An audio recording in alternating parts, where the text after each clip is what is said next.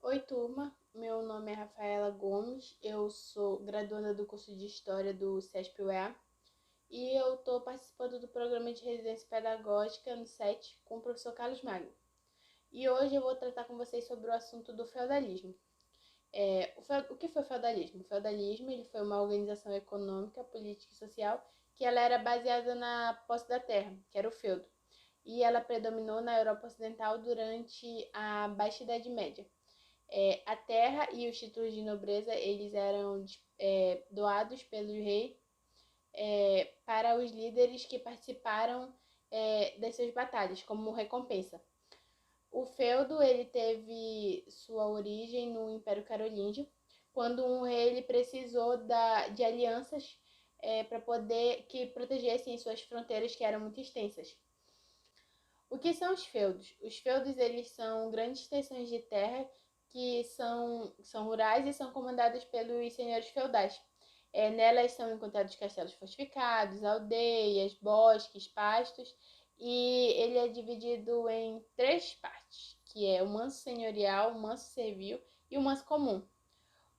O manso senhorial, ele pertence aos senhores feudais, são as melhores e as maiores partes de terras que são suficientes para toda a sua família, para poder suprir todos eles.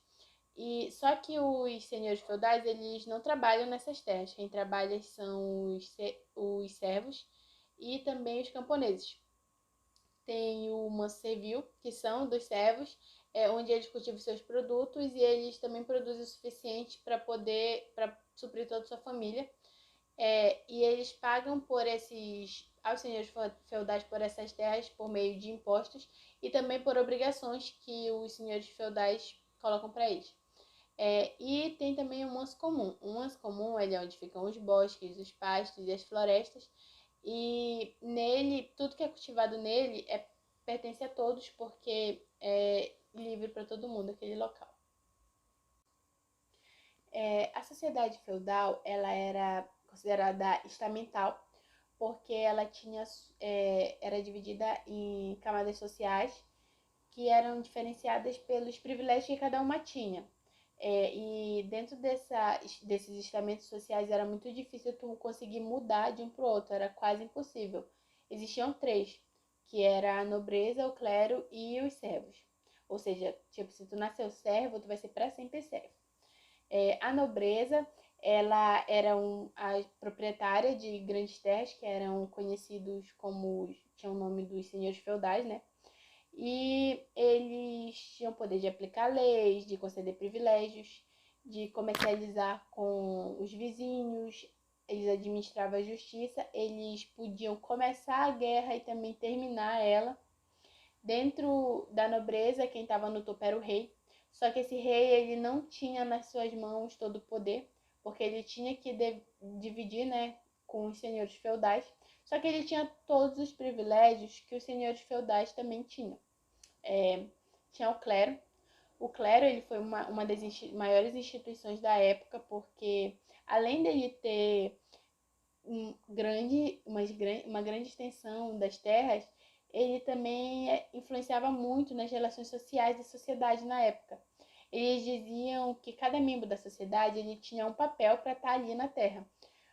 Por exemplo, o nobre ele tinha um papel de proteger militarmente a sociedade. Eles diziam que o clero estava ali para rezar e que os servos estavam ali para trabalhar.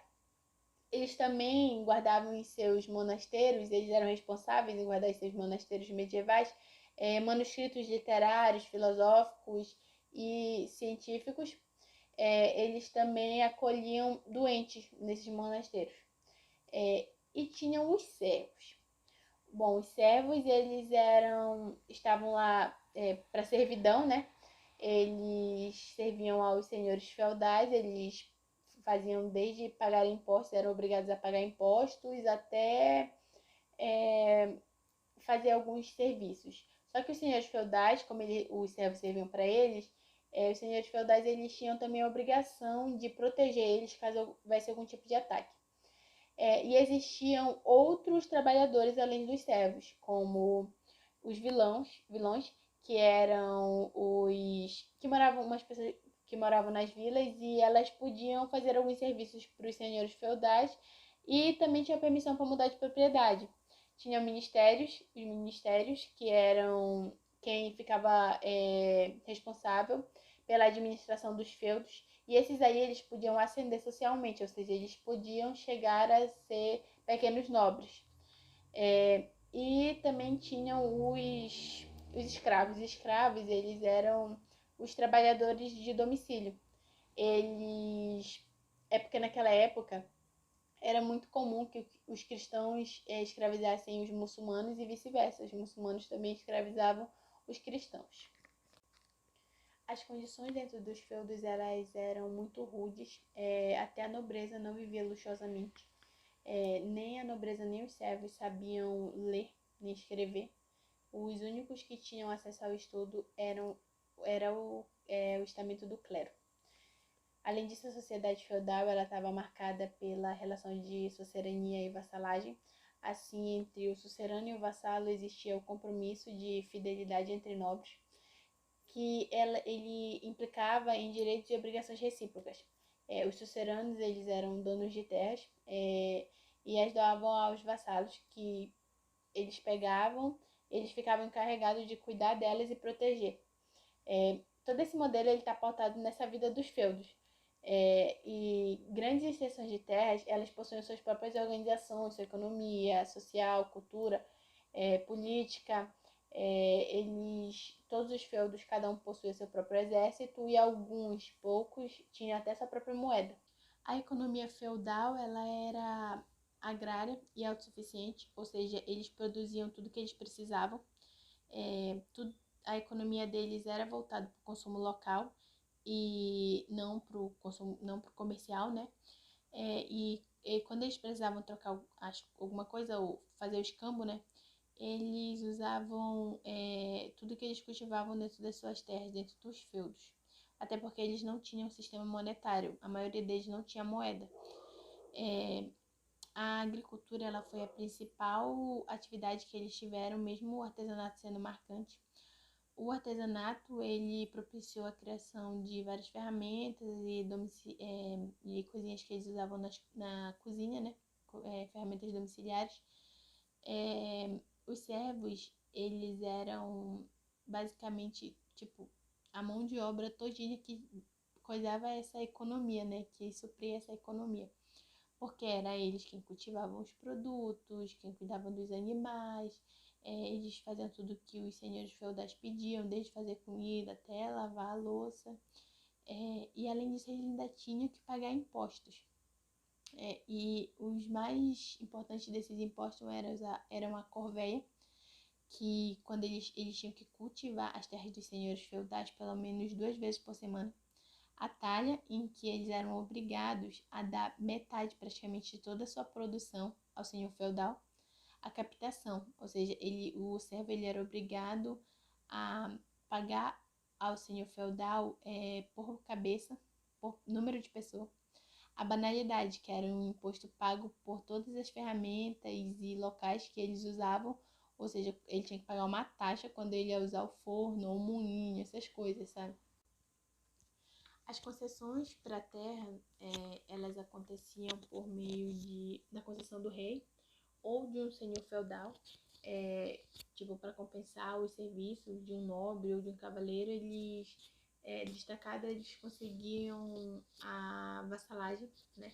Por meio de casamentos também, para assegurar a fidelidade dos senhores feudais e garantir que a terra ela continuasse na mesma família. E também por meio de guerras, quando os laços de vassalagem eles se rompiam, uma família não tinha mais herdeiros, ou até para poder expandir mesmo suas terras, eles acabam fazendo guerras, né, para poder conseguir mais territórios. Aí vem a crise do feudalismo, que aconteceu no século XVIII, porque o feudalismo ele acabou sofrendo uma série de transformações. Nessa época ocorreu o desenvolvimento do comércio nas cidades, o que acabou ampliando as fontes de renda. E à medida que o poder se concentrava na mão de uma pessoa só, as cidades elas acabaram conquistando mais autonomia.